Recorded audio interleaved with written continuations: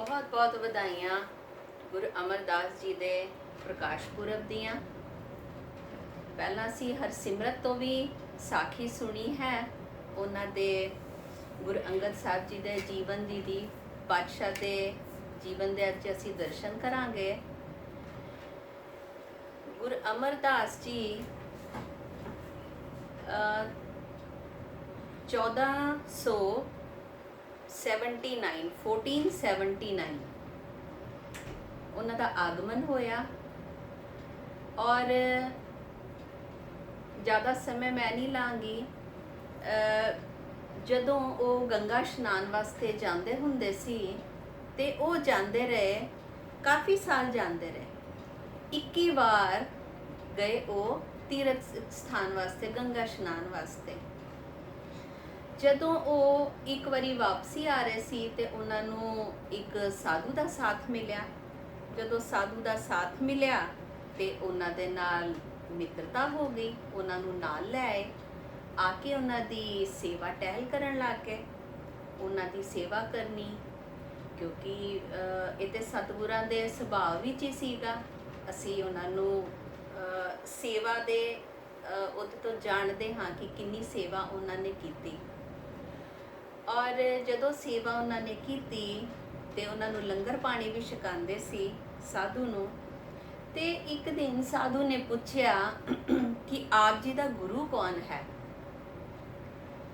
ਤੇ ਸਤਿਗੁਰਾਂ ਨੇ ਕਿਹਾ, ਬਾਬਾ ਜੀ ਨੇ ਕਿਹਾ ਕਿ ਹਾਲੇ ਤੱਕ ਤੇ ਮੈਂ ਕੋਈ ਗੁਰੂ ਧਾਰਨ ਨਹੀਂ ਕੀਤਾ। ਤੇ ਇਹ ਸੁਣ ਕੇ ਸਾਧੂ ਨੇ ਕਿਹਾ, ਕਹਿੰਦੇ ਮੇਰੇ ਤੇ ਜਿਹੜੇ ਵੀ ਇੰਨੇ ਮੈਂ ਤੀਰਥ ਕੀਤੇ ਨੇ, ਜਿਹੜੇ ਮੈਂ ਵਰਤ ਕੀਤੇ ਨੇ, ਮੈਂ ਜੋ ਕਰਮ ਕੀਤੇ ਨੇ, ਮੇਰੇ ਸਾਰੇ ਨਸ਼ਟ ਹੋ ਗਏ। ਕਿਉਂਕਿ ਜਿਨੇ ਧਾਰਨ ਗੁਰੂ ਨਹੀਂ ਕੀਤਾ ਹੁੰਦਾ ਉਹਨਾਂ ਦੇ ਤੇ ਨਿਗੁਰੇ ਦਾ ਤੇ ਦਰਸ਼ਨ ਕਰਨਾ ਵੀ ਬੁਰਾ ਹੈ। ਇਹ ਗੱਲ ਉਹਨਾਂ ਦੇ ਮਨ 'ਚ ਵਸ ਗਈ। ਇਹ ਬਹੁਤ ਉਹਨਾਂ ਦੇ ਮਨ ਨੂੰ ਚੋਟ ਪਹੁੰਚੀ। ਤੇ ਉਹਨਾਂ ਨੇ ਫਿਰ ਸੋਚਿਆ ਕਿ ਮੈਂ ਹੁਣ ਗੁਰੂ ਧਾਰਨ ਕਰਨਾ ਹੈ।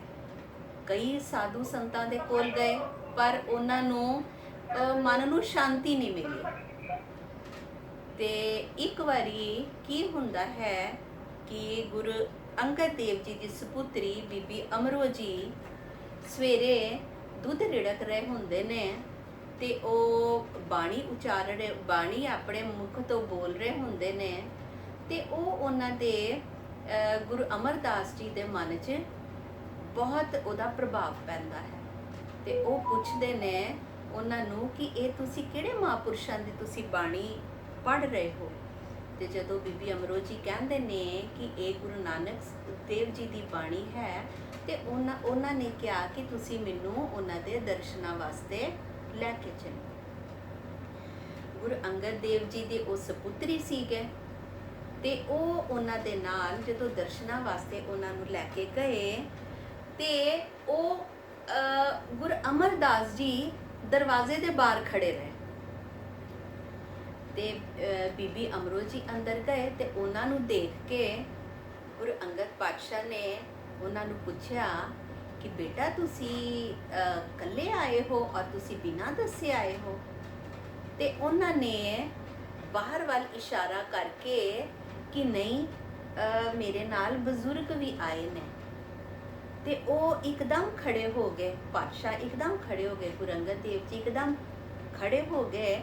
ਔਰ ਕਿਉਂਕਿ ਉਹਨਾਂ ਦਾ ਸੰਬੰਧੀ ਸੀਗੇ ਉਹ, ਤੇ ਉਹਨਾਂ ਦਾ ਰਿਸ਼ਤੇਦਾਰੀ ਸੀ ਤੇ ਉਹ ਉਹਨਾਂ ਨੂੰ, ਕਿਉਂਕਿ ਉਹ ਵੀ ਵੱਡੇ ਸੀ, ਤੇ ਉਹਨਾਂ ਨੂੰ ਜਦੋਂ ਲੈਣ ਵਾਸਤੇ ਗਏ ਕਿ ਉਹਨਾਂ ਨੇ ਜਦੋਂ ਦਰਵਾਜ਼ੇ ਦੇ ਕੋਲ ਗਏ ਤੇ ਉਹਨਾਂ ਨੇ ਆਪਣੀ ਜਦੋਂ ਚਾਦਰ 'ਚੋਂ ਹੱਥ ਕੱਢੇ ਉਹਨਾਂ ਨੂੰ ਮਿਲਣ ਵਾਸਤੇ, ਤੇ ਗੁਰੂ ਅਮਰਦਾਸ ਜੀ ਨੇ ਉਹਨਾਂ ਨੂੰ, ਜਿਸ ਤਰ੍ਹਾਂ ਗੁਰੂ ਅੰਗਦ ਦੇਵ ਜੀ ਨੇ ਉਹਨਾਂ ਨੂੰ ਮਿਲਣ ਵਾਸਤੇ ਆਪਣੇ ਹੱਥ ਅੱਗੇ ਕੀਤੇ, ਆਪਣੀਆਂ ਬਾਹਾਂ ਅੱਗੇ ਕੀਤੀਆਂ, ਪਰ ਗੁਰੂ ਅਮਰਦਾਸ ਜੀ ਨੇ ਉਹਨਾਂ ਦੇ ਚਰਨ ਛੂ ਲਏ, ਉਹਨਾਂ ਦੇ ਚਰਨੀ ਟੈਪ ਪਏ ਔਰ ਉਹਨਾਂ ਨੂੰ ਕਿਹਾ ਕਿ ਸਤਿਗੁਰੂ, ਮੈਂ ਕੋਈ ਰਿਸ਼ਤੇਦਾਰੀ ਦੇ ਮੂੰਹ ਨੂੰ ਨਹੀਂ ਆਇਆ, ਮੈਂ ਤੇ ਆਪ ਜੀ ਨੂੰ ਗੁਰੂ ਧਾਰਨ ਕਰਨ ਆਇਆ ਹੈ।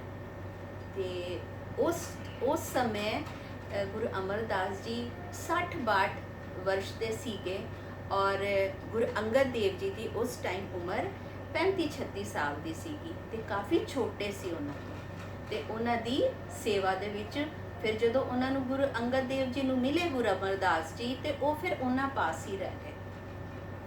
ਉਹਨਾਂ ਦੀ ਸੇਵਾ ਕਰਨੀ 12 ਸਾਲ ਉਹਨਾਂ ਨੇ ਇਸ਼ਨਾਨ ਵਾਸਤੇ ਗੁਰੂ ਦੇ ਸਾਹਿਬ ਇਸ਼ਨਾਨ ਵਾਸਤੇ ਉਹ ਜਲ ਦੀ ਸੇਵਾ ਕਰਦੇ ਰਹੇ। ਪਹਿਲਾਂ ਅੱਧੀ ਰਾਤ ਉਹਨਾਂ ਨੇ ਆਪ ਉੱਠਣਾ, ਇਸ਼ਨਾਨ ਕਰਨਾ, ਫਿਰ ਉਸ ਤੋਂ ਬਾਅਦ ਉਹਨਾਂ ਨੇ ਜਲ ਭਰਨ ਜਾਣਾ ਗੁਰੂ ਸਾਹਿਬਾਨ ਦੇ ਇਸ਼ਨਾਨ ਵਾਸਤੇ। ਫਿਰ ਉਹਨਾਂ ਨੂੰ ਅੰਮ੍ਰਿਤ ਵੇਲੇ ਇਸ਼ਨਾਨ ਵੀ ਕਰਾਉਂਦੇ ਹੁੰਦੇ ਸੀ ਔਰ ਉਹਨਾਂ ਦੇ ਬਸਤਰ ਵੀ ਧੋਂਦੇ ਹੁੰਦੇ ਸੀ। ਤੇ 12 ਸਾਲ ਉਹਨਾਂ ਨੇ ਸੇਵਾ ਕੀਤੀ ਤੇ ਸੰਗਤ ਜੀ ਉਹਨਾਂ ਦੀ ਉਮਰ ਵੀ ਦੇਖੋ ਉਸ ਟਾਈਮ ਸੀਗੀ ਪਰ 62 ਸਾਲ ਉਮਰ, 60-62 ਸਾਲ ਉਮਰ ਔਰ 12 ਸਾਲ ਉਹਨਾਂ ਨੇ ਜਦੋਂ ਉਹਨਾਂ ਨੂੰ ਮਿਲੇ ਸੀ ਉਦੋਂ 62 ਸਾਲ ਦੇ ਸੀ ਔਰ ਉਹਨਾਂ ਨੇ 12 ਸਾਲ ਸੇਵਾ ਕੀਤੀ। ਔਰ ਇਹਦੇ ਵਿੱਚ ਮੌਸਮ ਕਿੰਨੇ ਬਦਲਦੇ ਨੇ, ਠੰਡ ਵੀ ਆਉਂਦੀ ਹੈ, ਮੀਂਹ ਵੀ ਆਉਂਦੇ ਨੇ, ਤੂਫਾਨ ਵੀ ਆਉਂਦੇ ਨੇ, ਹਨੇਰੀਆਂ ਵੀ ਆਉਂਦੀਆਂ ਨੇ ਤੇ ਸੰਗਤ ਜੀ ਉਹਨਾਂ ਦੀ ਸੇਵਾ ਦੇ ਵਿੱਚ ਕੋਈ ਵੀ ਚੀਜ਼ ਬਾਧਾ ਨਹੀਂ ਪਾ ਪਾਈ। ਤੇ ਜੋ ਪਾਤਸ਼ਾਹ ਸੀ ਗੁਰੂ ਅੰਗਦ ਦੇਵ ਜੀ ਉਹਨਾਂ ਦੀ ਸੇਵਾ ਤੇ ਉਹ ਖੁਸ਼ ਹੋ ਕੇ ਉਹਨਾਂ ਨੂੰ ਹਰ ਸਾਲ ਸਿਰਪਾਓ ਦਿੰਦੇ ਹੁੰਦੇ ਸੀ। ਤੇ ਜਦੋਂ 12 ਸਾਲ ਸੇਵਾ ਕੀਤੀ, ਜਦੋਂ 12ਵੇਂ ਸਾਲ ਉਹਨਾਂ ਨੇ ਉਹ ਜਦੋਂ ਪਾਣੀ ਜਲ ਭਰ ਕੇ ਲੈ ਕੇ ਆ ਰਹੇ ਸੀ ਤੇ ਉੱਥੇ ਕੀ ਹੋਇਆ, ਉਹਨਾਂ ਨੂੰ ਇੱਕ ਖੱਡੀ ਤੋਂ ਉਹਨਾਂ ਨੂੰ ਠੇਡਾ ਲੱਗ ਗਿਆ ਤੇ ਠੇਡਾ ਲਾ ਕੇ ਉਹ ਗਿਰ ਪਏ ਪਰ ਉਹਨਾਂ ਨੇ ਜੋ ਗਾਗਰ ਚੁੱਕੀ ਹੋਈ ਸੀ ਆਪਣੇ ਮੋਢੇ ਦੇ ਉੱਤੇ ਤੇ ਉਹਨਾਂ ਨੇ ਉਹ ਜਲ ਛਲਕਣ ਨਾ ਦਿੱਤਾ, ਉਹਨਾਂ ਨੇ ਜਲ ਗਿਰਨ ਨਹੀਂ ਦਿੱਤਾ। ਤੇ ਜਦੋਂ ਉਹ ਗਿਰੇ, ਠੇਡਾ ਲੱਗਿਆ ਤੇ ਆਵਾਜ਼ ਆਈ ਤੇ ਉੱਥੇ ਕਿਸੇ ਪੁਰਸ਼ ਨੇ ਪੁੱਛਿਆ ਕਿ ਕੌਣ ਹੈ, ਇਹ ਆਵਾਜ਼ ਕਿੱਥੋਂ ਆਈ ਹੈ। ਤੇ ਉਹਨਾਂ ਦੀ ਪਤਨੀ ਨੇ, ਉਹ ਪੁਰਸ਼ ਦੀ ਪਤਨੀ ਨੇ ਅੰਦਰੋਂ ਆਪਣੇ ਪਤੀ ਨੂੰ ਕਿਹਾ ਕਿ ਕੋਈ ਗੱਲ, ਤੁਸੀਂ ਸੌ ਜਾਓ, ਇਹ ਨਿਥਾਵਾਂ ਅਮਰੂ ਹੋਣਾ ਹੈ, ਉਹਨੂੰ ਕੋਈ ਥਾਂ ਨਹੀਂ ਹੈ, ਉਹ ਭਟਕਦਾ ਰਹਿੰਦਾ ਹੈ। ਤੇ ਇਹੋ ਜਿਹੀਆਂ ਉਹਨਾਂ ਨੂੰ ਗੱਲਾਂ ਜਦੋਂ ਉਹਨਾਂ ਦੇ ਕੰਨ 'ਚ ਪਈਆਂ ਤੇ ਉਹਨਾਂ ਨੇ ਕੀ ਕਿਹਾ ਕਿ ਇਹ ਦੀਵਾਨੀ ਮੇਰਾ ਠਿਕਾਣਾ ਮੇਰਾ ਗੁਰੂ ਹੈ। ਉਹਨਾਂ ਨੇ ਪਹਿਲੀ ਵਾਰ ਇਹ ਬੋਲਿਆ, ਆਪਣੇ ਮੂੰਹ ਤੋਂ ਇਹ ਬਚਨ ਗਏ ਕਿ ਇਹ ਦੀਵਾਨੀ ਮੇਰਾ ਠਿਕਾਣਾ ਮੇਰਾ ਗੁਰੂ ਹੈ। ਔਰ ਜਦੋਂ ਇਹ ਗੱਲ ਗੁਰੂ ਅੰਗਦ ਦੇਵ ਜੀ ਨੂੰ ਪਤਾ ਚੱਲੀ, ਸਤਿਗੁਰਾਂ ਨੂੰ ਪਤਾ ਚੱਲੀ ਤੇ ਉਹਨਾਂ ਨੇ ਫਿਰ ਮੇਰਾ ਦੇ ਘਰ ਵਿੱਚ ਆ ਕੇ ਉਹਨਾਂ ਨੂੰ 12 ਦਾਤਾਂ ਬਖਸ਼ੀਆਂ। 12 ਦਾਤਾਂ ਬਖਸ਼ੀਆਂ ਉਹਨਾਂ ਨੂੰ ਕਿਹੜੀਆਂ ਦਾਤਾਂ ਬਖਸ਼ੀਆਂ? ਨਿਥਾਵੇਂ ਕਾ ਥਾਉ, ਨਿਮਾਣਿਓ ਕਾ ਮਾਣ, ਨਿਤਾਣਿਓ ਕੇ ਤਾਣ, ਨੀ ਓਟੀਆਂ ਕੀ ਓਟ, ਨੀ ਆਸਰਿਓ ਕੇ ਆਸਰੇ, ਨੀ ਧਰਿਆਂ ਦੀ ਧਰ, ਨੀ ਧੀਰਾਂ ਦੀ ਧੀਰ, ਪੀਰਾਂ ਦੇ ਪੀਰ, ਦਿਆਲ ਗਏ ਬਹੋੜ, ਜਗਤ ਬੰਦੀ ਛੋੜ, ਭੰਨਣ ਗੜਨ ਸਮਰਥ, ਸਭ ਜੀਵਕਾ ਜਿਸ ਹੱਥ। ਉਹਨਾਂ ਨੇ ਫਿਰ ਕਿਹਾ, ਗੁਰੂ ਅੰਗਦ ਦੇਵ ਜੀ ਨੇ ਕਿਹਾ ਕਿ ਜਦੋਂ ਉਹਨਾਂ ਨੂੰ ਪਤਾ ਚੱਲਿਆ ਕਿ ਖੱਡੀ ਤੋਂ ਪੈਰ ਠੇਡਾ ਲੱਗ ਕੇ ਬਾਬਾ ਜੀ ਗਿਰ ਗਏ ਸੀ ਤੇ ਉਹਨਾਂ ਨੇ ਕਿਹਾ ਕਿ ਖੱਡੀ ਤੋਂ ਬਾਅਦ ਗੱਦੀ ਹੈ। ਤੇ ਉਹਨਾਂ ਦੀ ਟਹਿਲ ਸੇਵਾ ਤੋਂ ਉਹ ਖੁਸ਼ ਹੋ ਕੇ ਉਹਨਾਂ ਨੇ ਕੀ ਕਿਹਾ ਕਿ ਟਹਿਲ ਤੋਂ ਬਾਅਦ ਮਹਿਲ ਹੈ। ਔਰ ਫਿਰ ਗਾਗਰ ਭਰ ਕੇ ਲਿਆਉਂਦੇ ਹੁੰਦੇ ਸੀ ਜਲ ਦੀ ਤੇ ਉਹਨਾਂ ਨੇ ਕੀ ਕਿਹਾ ਕਿ ਗਾਗਰ ਨੇ ਉਜਾਗਰ ਕਰ ਦਿੱਤਾ ਹੈ। ਤੇ ਉਹਨਾਂ ਦੀ ਸੇਵਾ ਟਹਿਲ ਤੋਂ ਬਾਅਦ ਜਿਸ ਤਰ੍ਹਾਂ ਉਹਨਾਂ ਨੇ ਕਿਹਾ ਕਿ ਖੱਡੀ ਤੋਂ ਬਾਅਦ ਗੱਦੀ ਹੈ ਤੇ ਜੋਤੀ ਜੋਤ ਸਮਾਨ ਤੋਂ ਪਹਿਲਾਂ ਉਹਨਾਂ ਨੇ ਆਪਣੀ ਗੱਦੀ ਦਾ ਵਾਰਿਸ, ਆਪਣੀ ਜੋਤ ਉਹਨਾਂ ਨੇ ਗੁਰੂ ਅਮਰਦਾਸ ਜੀ 'ਚ ਟਿਕਾਤੀ। ਪਰ ਗੁਰੂ ਅੰਗਦ ਦੇਵ ਜੀ ਦੇ ਸੁਪੁੱਤਰਾਂ ਨੂੰ ਇਹ ਗੱਲ ਅੱਛੀ ਨਹੀਂ ਲੱਗੀ ਤੇ ਉਹਨਾਂ ਨੇ ਅਪਸ਼ਬਦ ਵੀ ਬੋਲੇ ਤੇ ਭਾਈ ਦਾਤੂ ਜੀ ਨੇ ਤੇ ਗੁਰੂ ਅਮਰਦਾਸ ਜੀ ਨੂੰ ਲੱਤ ਤੱਕ ਮਾਰ ਦਿੱਤੀ ਸੀ। ਤੇ ਜਦੋਂ ਗੁਰੂ ਅਮਰਦਾਸ ਜੀ ਗਿਰ ਗਏ ਤੇ ਉਹਨਾਂ ਨੇ ਬੜੇ ਸਹਿਜ ਸੁਭਾਅ ਦੇ ਨਾਲ ਕਿਹਾ ਕਿ ਮੇਰਾ ਮੇਰਾ ਸਰੀਰ ਬਿਰਧ ਹੈ, ਸਖਤ ਹੈ, ਆਪ ਜੀ ਦੇ ਚਰਨ ਕੋਮਲ ਨੇ, ਔਰ ਉਹਨਾਂ ਦੇ ਪੈਰ ਦਬਾਣੇ ਸ਼ੁਰੂ ਕਰ ਦਿੱਤੇ। ਇੰਨੀ ਨਮਰਤਾ, ਇੰਨੀ ਸਹਿਜਤਾ, ਇੰਨੀ ਸ਼ੀਤਲਤਾ, ਇੰਨਾ ਉਹਨਾਂ ਦੇ ਵਿੱਚ ਜਰਨ ਦਾ ਜਿਹੜਾ ਉਹ ਹੈ ਇਸ ਸੁਭਾਅ ਉਹਨਾਂ ਦਾ, ਸੇਵਾ ਦਾ ਭਾਵ। ਤੇ ਫਿਰ ਉਹ ਇਸ ਤੋਂ ਬਾਅਦ ਉਹ ਉੱਥੇ ਚਲੇ ਗਏ, ਬਾਸਰ ਕੇ ਚਲੇ ਗਏ, ਔਰ ਉੱਥੇ ਜਾ ਕੇ ਭਜਨ ਸਿਮਰਨ 'ਚ ਲੱਗ ਗਏ। ਫਿਰ ਬਾਬਾ ਬੁੱਢਾ ਜੀ ਨੇ ਉਹਨਾਂ ਨੂੰ ਲੱਭਿਆ ਤੇ ਫਿਰ ਉਹਨਾਂ ਦੇ ਪਾਸ ਗਏ ਤੇ ਉਹਨਾਂ ਨੂੰ ਕਿਹਾ ਕਿ ਸਤਿਗੁਰੂ, ਸੰਗਤਾਂ ਆਪ ਜੀ ਦੇ ਦਰਸ਼ਨ ਵਾਸਤੇ ਵਿਚਲਿਤ ਨੇ ਤੇ ਤੁਸੀਂ ਸਾਡੇ ਨਾਲ ਸੰਗਤਾਂ ਨੂੰ ਦਰਸ਼ਨ ਦੇਣ ਵਾਸਤੇ ਚੱਲੋ। ਤੇ ਫਿਰ ਬਾਬਾ ਬੁੱਢਾ ਜੀ ਦੇ ਨਾਲ, ਸੰਗਤਾਂ ਦੇ ਨਾਲ ਉਹ ਗੋਇੰਦਵਾਲ ਸਾਹਿਬ ਆ ਗਏ ਤੇ ਗੋਇੰਦਵਾਲ ਸਾਹਿਬ ਜਾ ਕੇ ਉਹਨਾਂ ਨੇ ਫਿਰ ਉੱਥੇ ਸੇਵਾ ਕੀਤੀ। ਉੱਥੇ ਉਹਨਾਂ ਨੇ ਊਚ ਨੀਚ ਦੇ, ਉਹਨਾਂ ਨੇ ਸਤੀ ਦੀ ਦੇ ਖਿਲਾਫ ਉਹਨਾਂ ਨੇ ਕਿਹਾ ਕਿ ਇਹ ਸਤੀ ਨਹੀਂ ਹੋਣੀ ਚਾਹੀਦੀ। ਉਹਨਾਂ ਨੇ ਇਕੁਆਲਿਟੀ, ਊਚ ਨੀਚ, ਉਹਨਾਂ ਨੇ ਭੇਦਭਾਵ, ਕਿਉਂਕਿ ਉਸ ਟਾਈਮ ਦੇ ਵਿੱਚ ਊਚ ਨੀਚ ਬੜੀ ਹੁੰਦੀ ਸੀ। ਜਿੱਥੇ ਉੱਚੀ ਜਾਤ ਦੇ ਇਸ਼ਨਾਨ ਕਰਦੇ ਹੁੰਦੇ ਸੀ, ਉੱਥੇ ਨੀਵੀਂ ਜਾਤ ਵਾਲਿਆਂ ਨੂੰ ਇਸ਼ਨਾਨ ਕਰਨ ਨਹੀਂ ਆਉਣ ਦਿੰਦੇ ਹੁੰਦੇ ਸੀ। ਤੇ ਉੱਥੇ ਫਿਰ ਉਹਨਾਂ ਨੇ ਬੋਲੀ ਵੀ ਬਣਵਾਈ ਤਾਂ ਕਿ ਉੱਥੇ ਸਾਰੇ ਲੋਕੀ ਇਸ਼ਨਾਨ ਕਰ ਸਕਣ। ਤੇ ਉੱਥੇ ਇੱਕ ਵਾਰੀ ਕੀ ਹੁੰਦਾ ਹੈ ਕਿ ਇੱਕ ਵਾਰੀ ਉੱਥੇ ਇੱਕ ਹਰੀਪੁਰ ਦਾ ਰਾਜਾ ਉਹਨਾਂ ਦੇ ਕੋਲ ਦਰਸ਼ਨਾਂ ਵਾਸਤੇ ਆਉਂਦਾ ਹੈ। ਗੋਇੰਦਵਾਲ ਸਾਹਿਬ ਆਉਂਦਾ ਹੈ, ਆਪਣੀ ਸੈਨਾ, ਆਪਣਾ ਪਰਿਵਾਰ, ਆਪਣੇ ਵਜ਼ੀਰ, ਆਪਣੀ ਰਾਣੀਆਂ ਮਹਾਰਾਣੀਆਂ ਲੈ ਕੇ ਉਹਨਾਂ ਦੇ ਦਰਸ਼ਨਾਂ ਦੇ ਵਾਸਤੇ ਆਉਂਦਾ ਹੈ। ਤੇ ਹੁਣ ਰਾਜਾ ਹੁੰਦਾ ਹੈ, ਰਾਜਾ ਦੀ ਇੱਕ ਰਾਣੀ ਤੇ ਹੁੰਦੀ ਨਹੀਂ, ਉਹਦੀ ਜਿੰਨੀਆਂ ਰਾਣੀਆਂ ਹੁੰਦੀਆਂ ਉਹਨਾਂ ਦੇ ਨਾਲ ਉਹਨਾਂ ਦੀ ਰਾਣੀਆਂ ਦੀ ਟਹਿਲ ਸੇਵਾ ਵਾਸਤੇ ਓਨੀਆਂ ਬੰਦੀਆਂ ਹੁੰਦੀਆਂ ਸੀ। ਤੇ ਕੀ ਹੁੰਦਾ ਹੈ, ਉਹ ਜਦੋਂ ਦਰਸ਼ਨਾਂ ਵਾਸਤੇ ਆਉਂਦੇ ਨੇ ਤੇ ਉਹਨਾਂ ਨੂੰ ਆ ਕੇ ਉਹ ਸਾਵਨ ਮਲ ਜੀ ਕਹਿੰਦੇ ਨੇ ਕਿ ਸਤਿਗੁਰੂ ਆਪ ਜੀ ਦੇ ਦਰਸ਼ਨਾਂ ਵਾਸਤੇ ਹਰੀਪੁਰ ਦੇ ਰਾਜਾ ਆਏ ਨੇ। ਤੇ ਬਾਦਸ਼ਾਹ ਕਹਿੰਦੇ ਉਹ ਦਰਸ਼ਨਾਂ ਵਾਸਤੇ ਆ ਸਕਦੇ ਨੇ ਪਰ ਇਸਤਰੀਆਂ ਨਹੀਂ ਆਣਗੀਆਂ। ਤੇ ਉਹ ਕਹਿੰਦੇ ਨੇ, ਉਹ ਸੇਵਕ ਕਹਿੰਦੇ ਬਾਬਾ ਜੀ ਇਸਤਰੀਆਂ ਕਿਉਂ, ਤੁਸੀਂ ਉਹ ਤੇ ਮਨ ਦੇ ਵਿੱਚ ਬੜੀਆਂ ਸ਼ਰਧਾ ਭਾਵ ਲੈ ਕੇ ਆਈਆਂ ਨੇ ਆਪ ਜੀ ਦੇ ਦਰਸ਼ਨ ਕਰਨ ਵਾਸਤੇ। ਅਗਰ ਤੁਸੀਂ ਉਹਨਾਂ ਨੂੰ ਦਰਸ਼ਨ ਨਹੀਂ ਦਿਓਗੇ ਤੇ ਉਹ ਬਹੁਤ ਨਿਰਾਸ਼ ਹੋ ਜਾਣਗੀਆਂ, ਦੁਖੀ ਹੋ ਜਾਣਗੀਆਂ। ਤੇ ਤੁਸੀਂ ਕਿਰਪਾ ਕਰਕੇ ਤੁਸੀਂ ਮਿਹਰ ਬਰਸਾਓ, ਤੁਸੀਂ ਉਹਨਾਂ ਨੂੰ ਦਰਸ਼ਨ ਦਿਓ।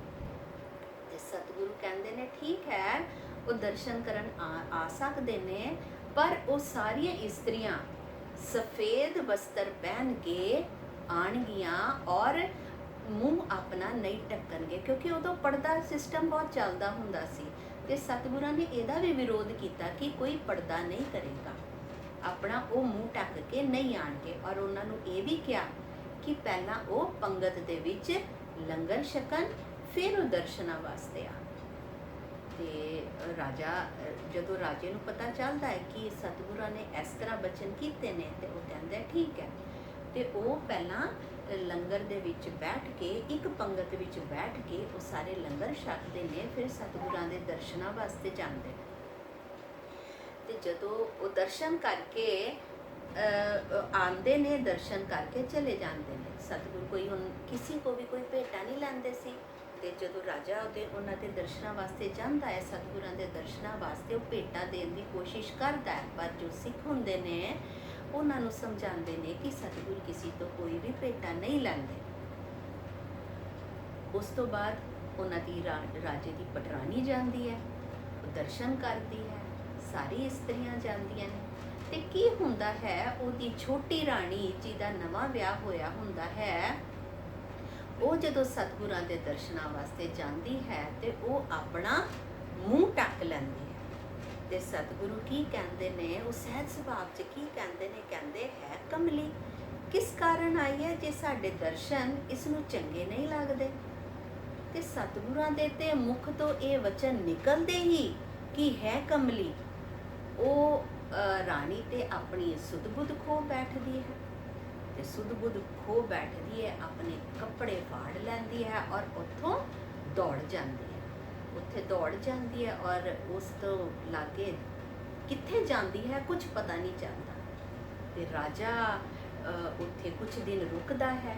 ਇੱਕ ਤੇ ਰਾਣੀ ਦੀ ਵੀ ਉਹਨਾਂ ਨੇ ਖੋਜ ਖਬਰ ਕੱਢਣੀ ਹੁੰਦੀ ਹੈ ਕਿ ਰਾਣੀ ਕਿੱਥੇ ਗਈ, ਔਰ ਉਹ ਥੋੜੇ ਦਿਨ ਸਤਿਗੁਰਾਂ ਦੇ ਕੋਲ ਰੁਕਦਾ ਹੈ, ਪਰ ਰਾਣੀ ਦਾ ਕੁਝ ਪਤਾ ਨਹੀਂ ਲੱਗਦਾ। ਉਹਨੇ ਦਿਨ ਉਹ ਸਤਿਗੁਰਾਂ ਦੀ ਟਹਿਲ ਸੇਵਾ ਕਰਦਾ ਹੈ, ਪਰ ਫਿਰ ਕੁਝ ਦਿਨਾਂ ਬਾਅਦ ਪਾਤਸ਼ਾਹ ਦੀ ਆਗਿਆ ਲੈ ਕੇ ਉਹ ਵਾਪਸ ਚਲਾ ਜਾਂਦਾ ਹੈ। ਤੇ ਉੱਥੇ ਇੱਕ ਸੇਵਕ ਹੁੰਦਾ ਹੈ, ਸਤਿਗੁਰਾਂ ਦੇ ਕੋਲ ਇੱਕ ਸੇਵਕ ਹੁੰਦਾ ਹੈ ਜੋ ਕਿ ਬਹੁਤ ਸਿੱਧਾ ਹੁੰਦਾ ਹੈ। ਉਹਨੂੰ ਕਿਸੇ ਦੇ ਨਾਲ ਕੋਈ ਮਤਲਬ ਨਹੀਂ ਹੁੰਦਾ, ਉਹਨੂੰ ਕੋਈ ਵਿਵਹਾਰ ਨਹੀਂ ਆਉਂਦਾ, ਉਹਨੂੰ ਕੋਈ ਨਾਮ ਸਿਮਰਨ ਕਰਨਾ ਨਹੀਂ ਆਉਂਦਾ, ਉਹਨੂੰ ਕੋਈ ਜਾਪ ਮੰਤਰ ਪੜ੍ਹਨਾ ਨਹੀਂ ਆਉਂਦਾ। ਬਸ ਉਹਦੇ ਮਨ 'ਚ ਕੀ ਹੁੰਦਾ ਹੈ, ਸਿਰਫ ਉਹਦੇ ਚਿੱਤ 'ਚ ਸਤਿਗੁਰਾਂ ਦੇ ਚਰਨਾਂ ਦਾ ਖਿਆਲ ਹੁੰਦਾ ਹੈ। ਉਹਦੇ ਮਨ ਦੇ ਵਿੱਚ ਬਸ ਸਤਿਗੁਰਾਂ ਦੀ ਮੂਰਤ ਹੁੰਦੀ ਹੈ। ਕਿਸੇ ਦੇ ਨਾਲ ਉਹ ਕੋਈ ਗੱਲ ਨਹੀਂ ਕਰਦਾ, ਬਸ ਉਹ ਸਾਰਾ ਦਿਨ ਸੇਵਾ ਦੇ ਵਿੱਚ ਲੱਗਿਆ ਰਹਿੰਦਾ ਹੈ। ਔਰ ਉਹਦੇ ਮੁਖ ਤੋਂ ਸਿਰਫ ਕੀ ਇੱਕ ਸ਼ਬਦ ਨਿਕਲਦਾ ਹੈ, ਸੱਚਨ ਸੱਚ, ਸੱਚਨ ਸੱਚ। ਤੇ ਜਿਸ ਤਰ੍ਹਾਂ ਕੋਈ ਵੀ ਮਨੁੱਖ ਜਦੋਂ ਕੋਈ ਚੀਜ਼ ਕੋਈ ਅਕਸ਼ਰ ਜ਼ਿਆਦਾ ਬੋਲਦਾ, ਕੋਈ ਸ਼ਬਦ ਜ਼ਿਆਦਾ ਬੋਲਦਾ, ਤੇ ਅਸੀਂ ਵੀ ਫਿਰ ਉਹਨੂੰ ਉਸ ਨਾਮ ਤੋਂ ਕਈ ਵਾਰੀ ਸੰਬੋਧਿਤ ਕਰਨਾ ਸ਼ੁਰੂ ਕਰ ਦਿੰਦੇ ਹਾਂ। ਤੇ ਉਹ ਸੱਚਨ ਸੱਚ ਕਹਿੰਦਾ ਹੈ, ਤੇ ਸੱਚਨ ਸੱਚ ਸੁਣ ਕੇ ਸਾਰੇ ਉਹਨੂੰ ਸੱਚਨ ਸੱਚ ਹੀ ਕਹਿਣਾ ਸ਼ੁਰੂ ਕਰ ਦਿੰਦੇ ਨੇ। ਤੇ ਸੇਵਾ ਭਾਵ ਉਹਦੇ ਵਿੱਚ ਇੰਨੀ ਹੁੰਦੀ ਹੈ ਕਿ ਉਹ ਕਿਸੇ ਦਾ ਵੀ ਆਖਿਆ ਟਾਲਦਾ ਨਹੀਂ ਹੈ, ਪਰ ਗੁਰੂ ਦੇ ਮੂਰਤ, ਗੁਰੂ ਦੇ ਚਰਨਾਂ ਦੀ ਉਹਨਾਂ ਨੂੰ ਉਹਦੀ ਆਸ ਉਹਦੇ ਮਨ ਦੇ ਵਿੱਚ ਹਮੇਸ਼ਾ ਰਹਿੰਦੀ ਹੈ। ਤੇ ਉਹਦੀ ਸੇਵਾ ਕੀ ਹੁੰਦੀ ਹੈ ਕਿ ਉਹ ਜੰਗਲ 'ਚ ਜਾਂਦਾ ਹੈ, ਲੰਗਰ ਵਾਸਤੇ ਉਹ ਲੱਕੜਾਂ ਲੈ ਕੇ ਆਉਂਦਾ ਹੈ।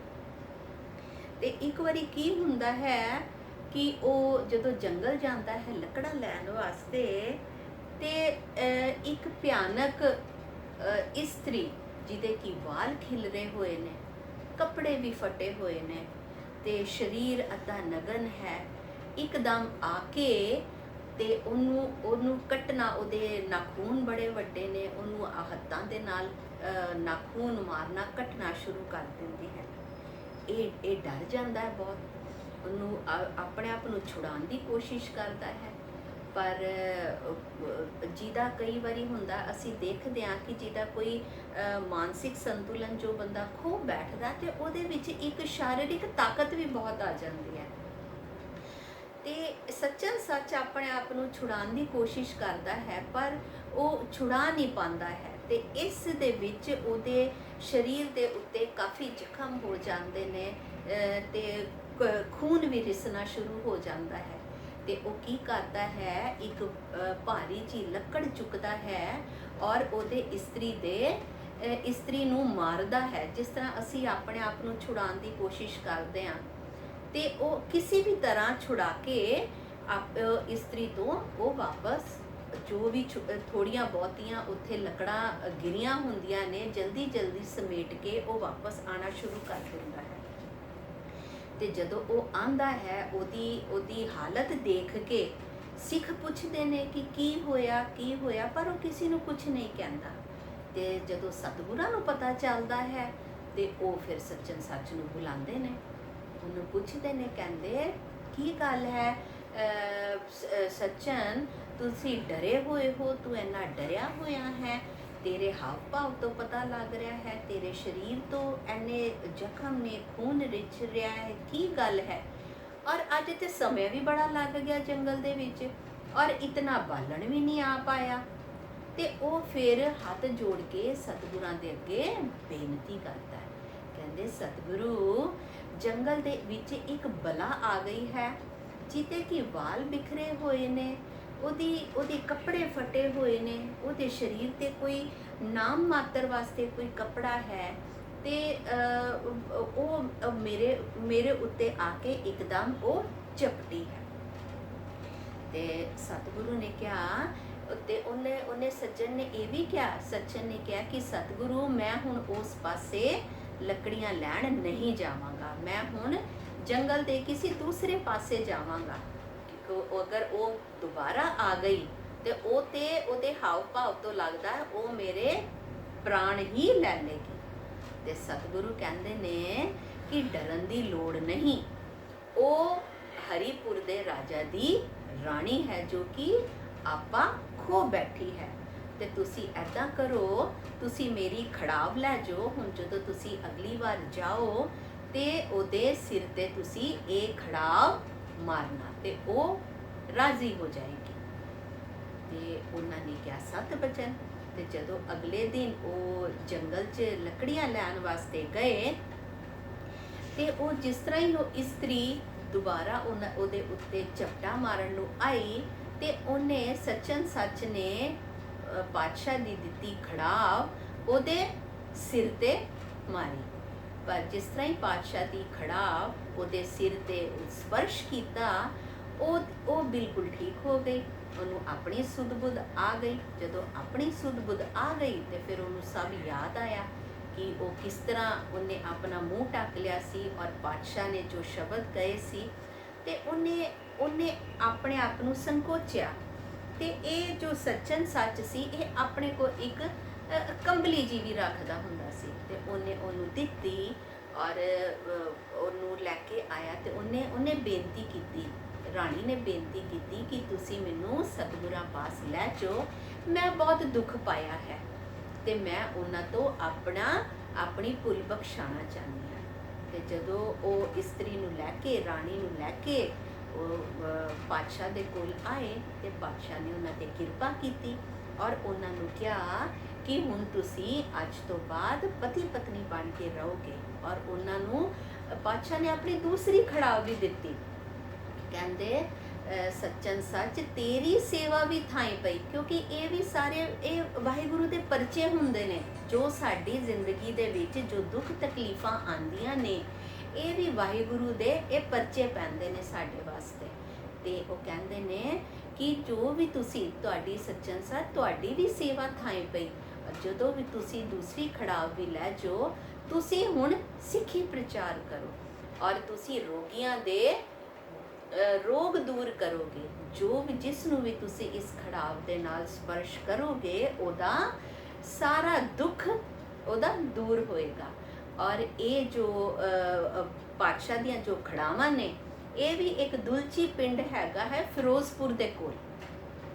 ਉੱਥੇ ਪਾਤਸ਼ਾਹ ਦਾ ਬਹੁਤ ਵੱਡਾ ਗੁਰਦੁਆਰਾ ਬਣਿਆ ਹੋਇਆ ਹੈ। ਉੱਥੇ ਇਹ ਖੜਾਵ ਦਰਸ਼ਨਾਂ ਵਾਸਤੇ ਹੈ ਔਰ ਉੱਥੇ ਰੋਗੀ ਵੀ ਜਾਂਦੇ ਨੇ ਆਪਣਾ ਰੋਗ ਠੀਕ ਕਰਨ ਵਾਸਤੇ।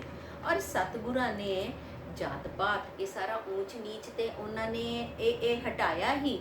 ਤੇ ਉਹਨਾਂ ਨੇ ਉਹ ਇਲਾਕਾ ਫਿਰ ਉਹਨਾਂ ਨੇ 22 ਮੰਜੀਆਂ ਵੰਡੀਆਂ ਸੀ ਔਰ 22 ਮੰਜੀਆਂ ਵੰਡੀਆਂ। ਫਿਰ ਉਹਨਾਂ ਨੇ ਸਿੱਖ ਵੀ ਪ੍ਰਚਾਰਕ ਥਾਪੇ ਤੇ ਇਹਦੇ ਵਿੱਚ ਜਦੋਂ 2 ਮੰਜੀਆਂ ਉਹਨਾਂ ਨੇ ਵੰਡੀਆਂ, ਉਹ 2 ਮੰਜੀਆਂ ਉਹਨਾਂ ਨੇ 2 ਦੰਪਤੀਆਂ ਨੂੰ ਦਿੱਤੀਆਂ ਸੀ। ਇੱਕ ਦੰਪਤੀ ਤੇ ਸੀਗੇ ਮਥੋ ਮੁਰਾਰੀ ਜੀ ਔਰ ਦੂਸਰੇ ਸੀਗੇ ਸੱਚਨ ਸੱਚ। ਤੇ ਇਹਨਾਂ ਦੀ ਸੇਵਾ, ਕਿਉਂਕਿ ਗੁਰਬਾਣੀ ਵੀ ਕਹਿੰਦੀ ਹੈ ਕਿ ਜੋ ਸਿੱਖ ਹੈਗਾ, ਸਿੱਖ ਸਿਮਰਨ ਔਰ ਸੇਵਾ, ਇਹ ਸਿਮਰਨ ਔਰ ਸੇਵਾ ਤੋਂ ਹੀ ਇਹਨਾਂ ਦਾ ਭਲਾ ਹੁੰਦਾ ਹੈ। ਸਿਮਰਨ ਸੇਵਾ ਜਿੰਨੀ ਅਸੀਂ ਕਰੀਏ ਓਨੀ ਘੱਟ ਹੈ। ਤੇ ਜੋ ਅੱਜ ਦਾ ਸ਼ਬਦ ਹੈ ਧੰਨ ਗੁਰੂ ਅਮਰਦਾਸ ਜੀ ਦਾ ਸ਼ਬਦ ਹੈ, ਬੋਲਿਆ ਤੇਰਾ ਥਾਏ ਪਵੇ ਗੁਰਮੁਖ ਹੋਏ ਅਲਾਏ। ਹੁਣ ਸੰਗਤ ਜੀ ਅਸੀਂ ਤੇ ਬੜਾ ਕੁਝ ਬੋਲਦੇ ਹਾਂ, ਸਾਨੂੰ ਤੇ ਇੰਨੀ ਸਮਝ ਤੇ ਹੈ ਨਹੀਂ। ਸਾਡੇ ਮੂੰਹ 'ਚ ਤੇ ਜੋ ਆਉਂਦਾ ਅਸੀਂ ਬੋਲਦੇ ਜਾਂਦੇ ਹਾਂ। ਅਸੀਂ ਜੋ ਹੱਥਾਂ ਤੋਂ ਕਰਦੇ ਹਾਂ ਉਹ ਅਸੀਂ ਕਰੀ ਜਾਂਦੇ ਹਾਂ। ਕਰਮ ਕਰਨ ਆਏ ਹਾਂ, ਚੰਗੇ ਮਾੜੇ ਸਾਡੇ ਹੱਥੋਂ ਰੋਜ਼ ਕਰਮ ਹੁੰਦੇ ਨੇ। ਤੇ ਇਹਦੇ 'ਚ ਸਾਡਾ ਬੋਲਿਆ ਤੇਰਾ ਥਾਏ ਪਵੇ। ਹੁਣ ਸਾਡਾ ਕਿਹੜਾ ਬੋਲਿਆ ਥਾਏ ਪੈਂਦਾ ਹੈ ਕਿ ਜਿਹੜਾ ਗੁਰਮੁਖ ਹੋਏ ਅਲਾਏ, ਜਿਹੜਾ ਗੁਰਮੁਖ ਆਪਣੇ ਮੁਖ ਤੋਂ ਵਾਹਿਗੁਰੂ ਦਾ ਨਾਮ ਉਚਾਰਦਾ ਹੈ, ਸਾਡਾ ਉਹੀ ਬੋਲਿਆ ਥਾਏ ਪੈਂਦਾ ਹੈ। ਸਾਡੇ ਹੱਥਾਂ ਤੋਂ ਜੋ ਵੀ ਅਸੀਂ ਕਰਮ ਕਰਦੇ ਹਾਂ ਉਹ ਸਾਡੇ ਥਾਏ ਨਹੀਂ ਪੈਂਦੇ, ਪਰ ਜਿਹੜੇ ਹੱਥਾਂ ਤੋਂ ਅਸੀਂ ਸੇਵਾ ਕਰਦੇ ਹਾਂ ਦੂਜਿਆਂ ਦੀ ਸੇਵਾ ਕਰਦੇ ਹਾਂ, ਜੋ ਅਸੀਂ ਆਪਣੇ ਹੱਥਾਂ ਤੋਂ ਸ਼ੁਭ ਕਰਮ ਕਰਦੇ ਹਾਂ, ਉਹੀ ਸੇਵਾ ਥਾਏ ਪੈਂਦੀ ਹੈ। ਤੇ ਇਸ ਲਈ ਸਾਡਾ ਬੋਲਿਆ ਉਹੀ ਥਾਏ ਪੈਂਦਾ ਹੈ, ਜੋ ਵਾਹਿਗੁਰੂ ਦਾ ਨਾਮ ਅਸੀਂ ਆਪਣੇ ਮੁਖ ਤੋਂ ਉਚਾਰਦੇ ਹਾਂ। ਸਾਡੇ ਹੱਥਾਂ ਤੋਂ ਉਹੀ ਕੰਮ ਕੀਤਾ ਥਾਏ ਪੈਂਦਾ ਹੈ, ਜੋ ਅਸੀਂ ਸੇਵਾ ਕਰਦੇ ਹਾਂ।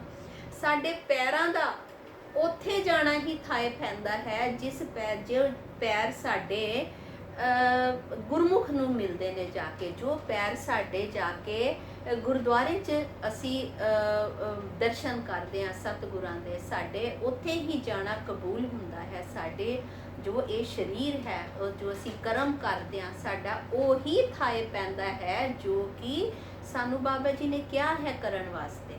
ਉਸ ਤੋਂ ਇਲਾਵਾ ਸਾਡਾ ਸਾਰਾ ਕੁਝ ਕੀਤਾ ਬੇਕਾਰ ਹੈ।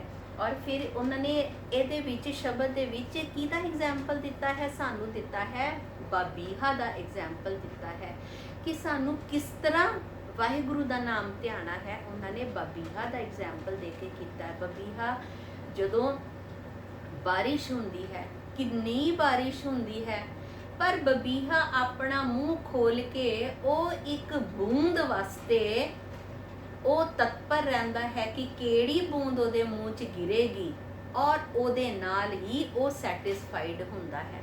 ਤੇ ਇਹਦੇ 'ਚ ਸਾਨੂੰ ਬਾਣੀ ਨੇ ਕੀ ਲਿਖਿਆ ਹੈ ਕਿ ਬਾਬੀਹਾ ਤੂੰ ਸੱਚ ਸੋ ਸੱਚੇ ਸਿਉ ਲਿਵ ਲਾਏ, ਕਿ ਤੂੰ ਹੈ ਮਨੁੱਖ, ਤੂੰ ਬਬੀਹੇ ਦੀ ਤਰ੍ਹਾਂ ਬਣ ਜਾ, ਜਿਸ ਤਰ੍ਹਾਂ ਬਬੀਹੇ ਨੂੰ ਉਹ ਬੂੰਦ ਹੀ ਤ੍ਰਿਪਤ ਕਰਦੀ ਹੈ ਜੋ ਬੂੰਦ ਉਹਦੇ ਮੂੰਹ ਦੇ ਵਿੱਚ ਪੈ ਜਾਂਦੀ ਹੈ।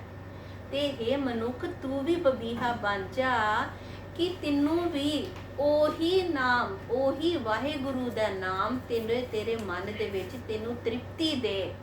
ਬਾਕੀ ਹੋਰ ਗੱਲਾਂ ਨਹੀਂ, ਬਾਕੀ ਹੋਰ ਇਹ ਜੋ ਸੰਸਾਰਿਕ ਮਾਇਆ ਹੈ, ਇਹਦੇ 'ਚ ਤੈਨੂੰ ਤ੍ਰਿਪਤੀ ਨਹੀਂ ਮਿਲਣੀ। ਜੋ ਵਾਹਿਗੁਰੂ ਦੇ ਨਾਮ ਦੀ ਬੂੰਦ ਤੇਰੇ ਮੁਖ 'ਚ, ਤੇਰੇ ਹਿਰਦੇ 'ਚ ਪੈ ਗਈ ਹੈ, ਉਹਦੇ ਨਾਲ ਹੀ ਤੈਨੂੰ ਤ੍ਰਿਪਤੀ ਮਿਲਣੀ ਹੈ, ਉਹਦੇ ਨਾਲ ਹੀ ਤੂੰ ਆਪਣਾ ਚਿੱਤ ਲਾ। ਤੇ ਫਿਰ ਕੀ ਹੋਏਗਾ? ਸਬਦ ਚੀਨ ਤਿਖ ਉਤਰੈ ਮਨ ਲੈ ਰਜਾਏ। ਕਹਿੰਦੇ ਨੇ ਜਿਹੜੇ ਸ਼ਬਦ ਵਾਹਿਗੁਰੂ ਦੇ ਸ਼ਬਦ ਤੇਰੇ ਮਨੁੱਖ ਦੇ ਚਿੱਤ ਦੇ ਵਿੱਚ ਉਤਰ ਜਾਣ, ਉਹੀ ਉਹਦੇ ਨਾਲ ਫਿਰ ਕੀ ਹੋ ਜਾਂਦਾ ਹੈ? ਫਿਰ ਅਗਰ ਜਦੋਂ ਅਸੀਂ ਵਾਹਿਗੁਰੂ ਦਾ, ਜਦੋਂ ਸਾਡੇ ਮਨ ਦੇ ਵਿੱਚ, ਹਿਰਦੇ ਦੇ ਵਿੱਚ ਜਦੋਂ ਸਾਡਾ ਵਾਹਿਗੁਰੂ ਸਾਨੂੰ 24 ਘੰਟੇ ਯਾਦ ਰਹਿੰਦੇ ਨੇ, ਉਹਨਾਂ ਦੇ ਸ਼ਬਦ ਜਦੋਂ ਸਾਨੂੰ ਯਾਦ ਰਹਿੰਦੇ ਨੇ, ਤੇ ਸਾਨੂੰ ਸ਼ਬਦ ਵਾਹਿਗੁਰੂ ਦੇ ਕੀ ਸਿਖਾਉਂਦੇ ਨੇ? ਸਾਨੂੰ ਸਿਖਾਉਂਦੇ ਨੇ ਕਿ ਸੁੱਖ ਦੇ ਵਿੱਚ, ਦੁੱਖ ਦੇ ਵਿੱਚ, ਚਾਹੇ ਸਾਨੂੰ ਕੋਈ ਵੀ ਦੁੱਖ ਮਿਲੇ, ਚਾਹੇ ਸਾਨੂੰ ਕੋਈ ਵੀ ਸੁੱਖ ਮਿਲੇ, ਸਾਨੂੰ ਵਾਹਿਗੁਰੂ ਦੇ ਭਾਣੇ ਦੇ ਵਿੱਚ ਰਹਿਣਾ ਚਾਹੀਦਾ ਹੈ। ਤੇ ਜਦੋਂ ਅਸੀਂ ਵਾਹਿਗੁਰੂ ਦੇ ਸ਼ਬਦ ਆਪਣੇ ਚਿੱਤ 'ਚ ਵਸਾ ਲੈਂਦੇ ਹਾਂ, ਤੇ ਸਾਨੂੰ ਫਿਰ ਵਾਹਿਗੁਰੂ ਦੇ ਭਾਣੇ ਦੇ ਵਿੱਚ ਰਹਿਣਾ ਆ ਜਾਂਦਾ। ਫਿਰ ਸਾਨੂੰ ਉਹਦੀ ਰਜ਼ਾ ਸਾਡੇ ਮਨ 'ਚ ਕਿ ਵਾਹਿਗੁਰੂ ਨੇ ਜੋ ਸਾਡੇ ਵਾਸਤੇ ਕੀਤਾ ਹੈ ਉਹੀ ਸਾਨੂੰ ਕਬੂਲ ਹੈ, ਸਾਨੂੰ ਵਾਹਿਗੁਰੂ ਦੇ ਰਜ਼ਾ ਦੇ ਵਿੱਚ ਰਹਿਣਾ ਆ ਜਾਂਦਾ ਹੈ। ਚਾਰੇ ਕੁੰਡਾ ਚੋਕ ਵਰਸਦਾ, ਬੂੰਦ ਪਵੇ ਸਹਿਜ ਸੁਭਾਏ। ਜਿੱਦਾਂ ਚਾਰੋਂ ਪਾਸੇ ਜਦੋਂ ਪਾਣੀ ਬਰਸਦਾ ਹੈ, ਬਾਰਿਸ਼ ਹੁੰਦੀ ਹੈ, ਤੇ ਬਬੀਹੇ ਨੂੰ ਕਿਹੜੀ ਬੂੰਦ ਤ੍ਰਿਪਤ ਕਰਦੀ ਹੈ? ਜੋ ਬੂੰਦ ਉਹਦੇ ਮੁਖ ਦੇ ਵਿੱਚ ਜਾਂਦੀ ਹੈ। ਤੇ ਉਹੀ ਬੂੰਦ ਉਹਨੂੰ ਫਿਰ ਕੀ ਕਰਦੀ ਹੈ? ਜਦੋਂ ਵਾਹਿਗੁਰੂ ਦੇ ਨਾਮ ਦੀ ਬੂੰਦ ਜਦੋਂ ਗੁਰਮੁਖ ਦੇ ਹਿਰਦੇ ਵਿੱਚ ਵਸਦੀ ਹੈ, ਤੇ ਫਿਰ ਉਹ ਕੀ ਹੁੰਦਾ? ਫਿਰ ਉਹਦੇ ਸੁਭਾਵ ਦੇ ਵਿੱਚ, ਫਿਰ ਉਹਨੂੰ ਸੁਭਾਵ ਦੇ ਵਿੱਚ ਸਹਿਜਤਾ ਆ ਜਾਂਦੀ ਹੈ, ਅਡੋਲਤਾ ਆ ਜਾਂਦੀ ਹੈ। ਉਹਨੂੰ ਫਿਰ ਕੀ ਹੁੰਦਾ ਹੈ? ਵਾਹਿਗੁਰੂ ਦੇ ਨਾਮ ਦਾ ਉਹਨੂੰ ਸਹਾਰਾ ਮਿਲ ਜਾਂਦਾ ਹੈ ਕਿ ਉਹ ਹਰ ਇੱਕ ਪਰਿਸਥਿਤੀ ਵਿੱਚ ਖੁਸ਼ ਰਹਿੰਦਾ ਹੈ, ਹਰ ਇੱਕ ਪਰਿਸਥਿਤੀ ਦੇ ਵਿੱਚ ਉਹਦੇ ਮਨ ਵਿੱਚ ਆਨੰਦ ਰਹਿੰਦਾ ਹੈ, ਔਰ ਵਾਹਿਗੁਰੂ ਦਾ ਸ਼ੁਕਰਾਨਾ ਕਰਦਾ ਹੈ ਕਿ हे ਸੱਚੇ ਪਾਤਸ਼ਾਹ, ਤੁਸੀਂ ਜੋ ਦਿੱਤਾ ਹੈ ਉਹ ਸਾਡੇ, ਉਹਦੇ ਵਿੱਚ ਹੀ ਸਾਡਾ ਭਲਾ ਹੈ। ਜਲ ਹੀ ਤੇ ਸਭ ਉਪਜੈ, ਬਿਨ ਜਲ ਪਿਆਸ ਨਾ ਜਾਏ। ਹੁਣ ਹਰ ਇੱਕ ਚੀਜ਼ ਜਲ ਤੋਂ ਉਪਜੀ ਹੈ, ਜਲ ਹੀ ਤੇ ਸਭ ਉਪਜੈ। ਜਿਸ ਤਰ੍ਹਾਂ ਜਿੰਨੀ ਵੀ ਇਹ ਸ੍ਰਿਸ਼ਟੀ ਹੈ, ਜਿੰਨੀ ਵੀ ਇਹ ਹਰਿਆਵਲ ਹੈ, ਇਹ ਵਨਸਪਤੀ ਹੈ, ਇਹ ਸਭ ਜਲ ਤੋਂ ਉਪਜੀ ਹੈ। ਹਾਲਾਂਕਿ ਇਹ ਜਿਹੜਾ ਸਰੀਰ ਹੈ, ਬਾਣੀ 'ਚ ਤੇ ਲਿਖਿਆ ਹੈ, ਇਹ ਜੋ ਸਰੀਰ ਹੈ ਇਹ ਵੀ ਜਲ ਤੋਂ ਉਪਜਿਆ ਹੈ, ਪਿਤਾ ਦਾ ਬਿੰਦ ਮਾਂ ਦਾ ਰਕਤ ਹੈ, ਬਿੰਦ ਨੂੰ ਵੀ ਉਹਨਾਂ ਨੇ, ਪਿਤਾ ਦੇ ਬਿੰਦ ਨੂੰ ਵੀ ਉਹਨਾਂ ਨੇ ਬਾਣੀ ਨੇ ਰਕਤ, ਉਹਨਾਂ ਨੇ ਬਾਣੀ ਨੇ ਜਲ ਕਿਹਾ ਹੈ, ਪਾਣੀ ਕਿਹਾ ਹੈ। ਇਹ ਜੋ ਸਰੀਰ ਹੈ ਇਹ ਵੀ ਜਲ ਤੋਂ ਬਣਿਆ ਹੋਇਆ ਹੈ। ਤੇ ਇੱਥੇ ਕੀ ਕਹਿੰਦੇ ਨੇ ਕਿ ਜਲ ਹੀ ਤੇ ਸਭ ਉਪਜੈ, ਬਿਨ ਜਲ ਪਿਆਸ ਨਾ ਜਾਏ। ਜਿਸ ਤਰ੍ਹਾਂ ਆਨੰਦ ਸਾਹਿਬ 'ਚ ਆਂਦਾ ਹੈ, ਇਹ ਸਰੀਰਾ ਮੇਰਿਆ ਹਰ ਤੁਮ ਮੈਂ ਜੋਤ ਰੱਖੀ, ਤਾਂ ਤੂੰ ਜਗ ਮੈਂ ਆਇਆ। ਜਦੋਂ ਇਸ ਸਰੀਰ ਦੇ ਵਿੱਚ ਪਰਮਾਤਮਾ ਆਪਣੀ ਜੋਤ ਰੱਖਦੇ ਨੇ ਤਾਂ ਇਹ ਸਰੀਰ ਇਸ ਦੁਨੀਆ ਤੇ ਆਂਦਾ ਹੈ। ਤੇ ਜਿਸ ਤਰ੍ਹਾਂ ਜਲ ਹੀ ਤੇ ਸਭ ਉਪਜੇ, ਬਿਨ ਜਲ ਪਿਆਸ ਨਾ ਜਾਏ। ਅਸੀਂ ਵਾਹਿਗੁਰੂ ਦੇ ਨਾਮ ਦੀ ਜੋਤ ਸਾਡੇ ਅੰਦਰ ਹੈ, ਪਰ ਫਿਰ ਵੀ ਸਾਨੂੰ ਪਿਆਸ ਰਹਿੰਦੀ ਹੈ ਵਾਹਿਗੁਰੂ ਨੂੰ। ਗੁਰਸਿੱਖ ਨੂੰ ਹਮੇਸ਼ਾ ਪਿਆਸ ਲੱਗੀ ਰਹਿਣੀ ਚਾਹੀਦੀ ਹੈ ਵਾਹਿਗੁਰੂ ਨੂੰ ਮਿਲਣ ਵਾਸਤੇ। ਨਾਨਕ ਹਰ ਜਲ ਜਿਨ ਪੀਆ। ਔਰ ਫਿਰ ਇੱਥੇ ਕੀ ਕਹਿੰਦੇ ਨੇ ਸਾਨੂੰ ਸਤਿਗੁਰੂ, ਕੀ ਕਹਿੰਦੇ ਨੇ ਕਿ ਜਿਸ ਮਨੁੱਖ ਨੇ ਉਹ ਜਲ, ਕਿਹੜਾ ਜਲ?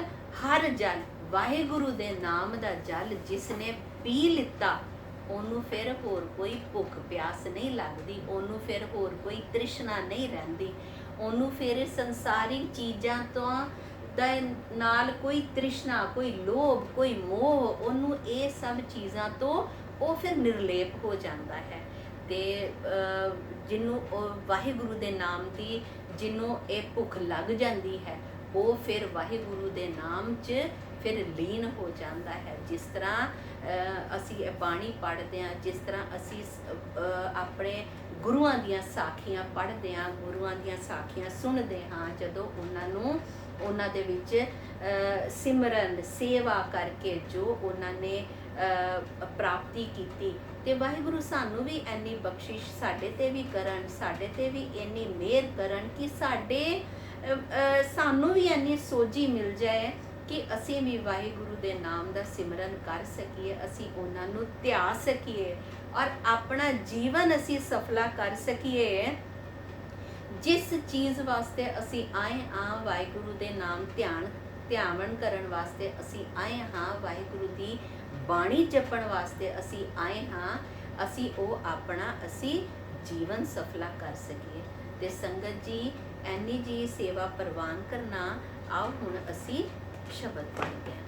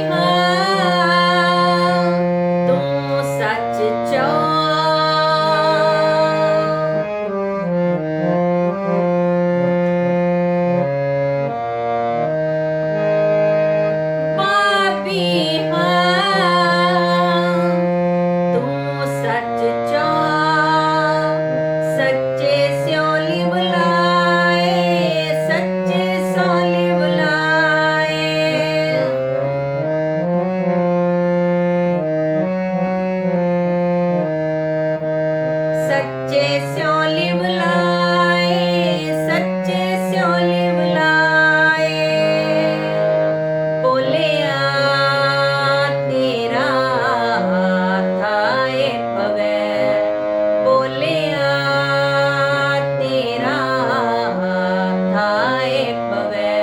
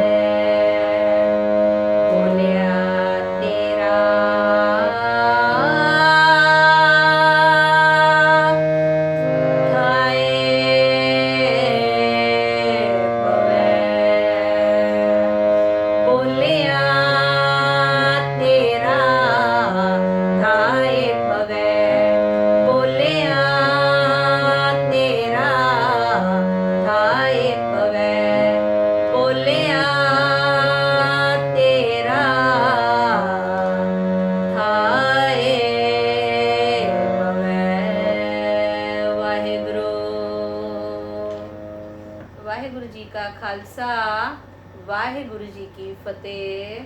ਸੰਗਤ ਜੀ, ਭੁੱਲਾਂ ਚੁੱਕਾਂ ਦੀ ਖਿਮਾ ਕਰ ਦੇਣਾ। ਵਾਹਿਗੁਰੂ ਜੀ ਕਾ ਖਾਲਸਾ ਵਾਹਿਗੁਰੂ ਜੀ ਕੀ ਫਤਿਹ। ਅਸੀਂ ਗੱਲ ਤੇ ਜੀ ਅਨੰਦ ਸਾਹਿਬ ਪੜ੍ਹ